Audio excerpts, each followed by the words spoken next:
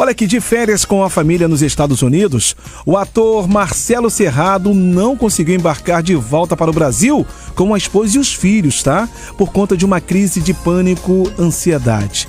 Ao relatar o fato nas redes sociais, o artista afirmou que pretende se tratar desse mal, né?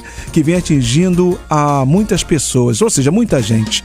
E para falar mais sobre esse assunto, eu vou ter o prazer agora de conversar com a psicanalista doutora Cleide Oliveira. Doutora, bom dia.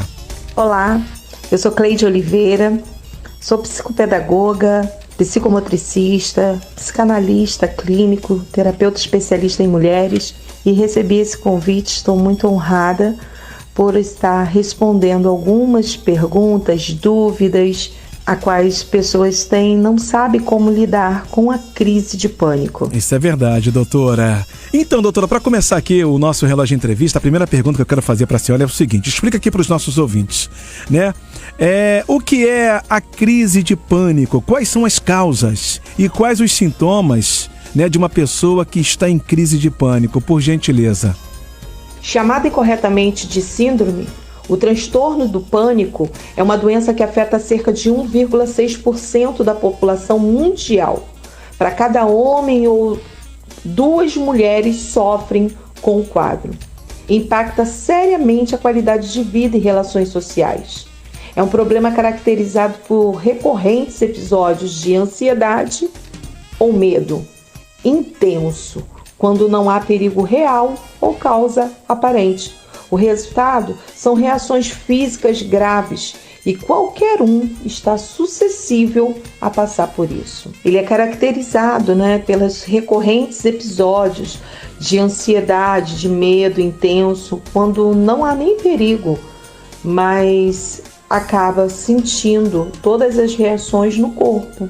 E reações essas graves. Os sintomas de uma pessoa que está em crise de pânico, embora os ataques de pânico não ameacem a vida, eles podem ser muito assustadores. O indivíduo sente que está perdendo o controle, tendo como se fosse um infarto, até mesmo morrendo. Sim. E aí a crise ela ainda é marcada por temor, desconforto intenso, palpitações, tremores, dificuldade de respirar, sudorese, sensação de que vai desmaiar ou enlouquecer. Tudo isso acompanhado de um grave episódio de ansiedade. Entendi. Doutora, agora a segunda pergunta aqui, explica pra gente, né? A senhora deixou até a senhora relatou, né, sobre essa última da primeira pergunta, né, relatando sobre a crise. E como como vem a se diagnosticar uma crise dessa? É uma palavra até difícil de falar, mas com certeza a senhora vai explicar isso melhor pra gente. Como a pessoa pode diagnosticar essa crise, doutora? Para diagnosticar uma crise, há pessoas que elas têm apenas 1 ou 2 ataques ao longo da vida e o problema desaparece. Porém, muitas vezes, ele se torna recorrente e inesperado. E é por isso que o indivíduo passa longos períodos com apreensão constante de outro surto. Daí começa a evitar situações que disparariam os sintomas, como eventos sociais, atividades profissionais. E aí que vem a suspeita do que tenha desenvolvido a doença. O diagnóstico é clínico, ou seja, leva em consideração a história do paciente e os seus sintomas. Geralmente, os momentos de estresse, em particular relacionados com perdas, são gatilhos para a primeira crise. Há condições que aumentam o risco do paciente desenvolver pânico. Por exemplo, abuso físico, tabagismo, o neuroticismo, que é uma tendência de ampliar as emoções negativas, que é caracterizada do temperamento de algumas pessoas, e fatores genéricos. Entendi. Agora, doutora, no geral, quanto tempo dura uma crise de pânico? E o que acontece com o corpo depois de um ataque desses? As crises elas podem ocorrer em qualquer lugar, contexto ou momento. E aí ela dura em média de 15 a 30 minutos. Geralmente as pessoas elas se sentem esgotadas ao término de uma crise de pânico, O corpo todo sofre como se fosse uma descarga de adrenalina E aí as contrações musculares advindas do medo intenso e o desgaste do medo de voltar a sentir tudo aquilo novamente acaba fazendo a pessoa se sentir muito mal. Posso imaginar, doutora. Agora, doutora, a quarta pergunta aqui é a seguinte: crise de pânico tem cura? Qual o tratamento, por favor? Qual o tratamento, melhor dizendo, indicado para essa pessoa? Existem algumas técnicas que fazem com que ajude, né, a compreender os surtos, além da psicoterapia, que a psicoterapia ela ajuda a compreender os surtos e a lidar com eles. Algumas pessoas precisam também de medicação, porém pode ser feito técnica de respiração profunda e de relaxamento, prática de atenção plena, atividade física é ótimo, também dão muita força, né? É importante ficar longe de cafeína, álcool, cigarro, drogas recreativas, além de manter um sono adequado. É muito importante o sono. E os portadores do transtorno, eles se sentem culpados, envergonhados, desmoralizados, e só piora com o desempenho social, profissional e até mesmo escolar. Agora, a recuperação total, ela pode demorar alguns dias. Depende muito de cada pessoa e de como ela encara as doenças e suas relações com o mundo. Um tratamento com psicoterapia pode ajudar muito a contenção das crises e da diminuição da frequência e da intensidade. Entendi, doutora. Explicou bem pra gente aqui. Mais uma vez, muito obrigado.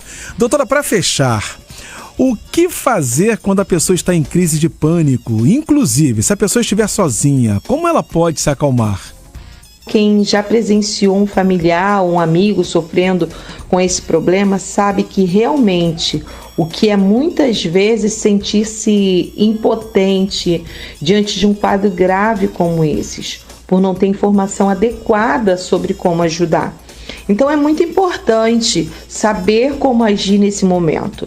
E uma dessas formas são desviar a atenção dos sintomas, diminuir o ritmo da respiração, fazendo controle da respiração, relaxar os músculos, né? Porque é uma descarga de reação imediata. Então a pessoa em crise ela tende a contrair os músculos, como se precisasse defender-se, né, da própria vida. Então relaxar os músculos é muito importante após o controle da respiração. Se distrair também, durante o ataque de pânico, é bastante comum que passem pela cabeça 1 milhão de pensamentos simultâneos e aí agrava a sobrecarga emocional. Então, algumas formas de lidar com essa parte do problema são criar distrações externas, como tentar conversar com uma pessoa focando sua atenção nela, cantar uma música, cantar repetidamente várias vezes, até 10 vezes, né, contando 1, 2, 3 e ao contrário também, desenhar, fazer listas ou qualquer outra atividade que ocupe a mente da pessoa e tire o foco do problema. Uma outra use a imaginação guiada. O que seria? Utilizar visualizações guiadas. Também pode ser uma ótima alternativa para recuperar o autocontrole em uma situação de crise de ansiedade e de pânico. É necessário que o indivíduo ele imagine estar num lugar tranquilo e aos poucos acrescentando destaque ao cenário, como quem desenha um local agradável na mente.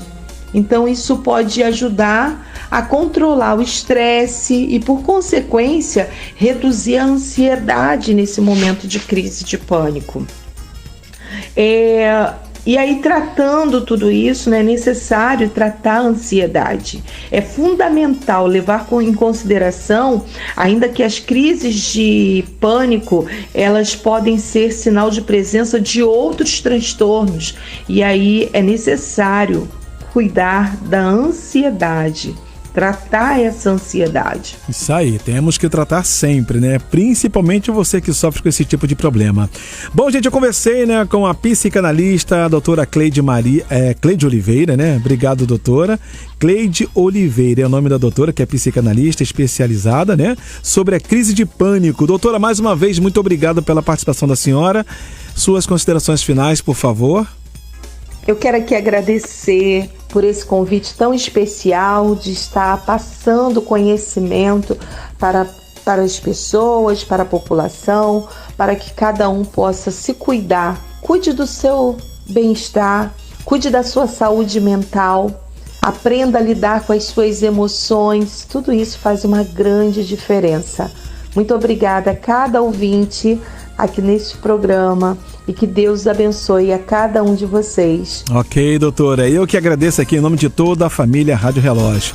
Gente, lembrando, hein, que quem ficou interessado, quer ouvir novamente, ouviu só uma parte, essa entrevista ficará disponível a partir de amanhã em todas as nossas plataformas digitais e você acompanha também, né, em formato de podcast. Tá ok? Foi dado o recado, essa edição foi pra conta.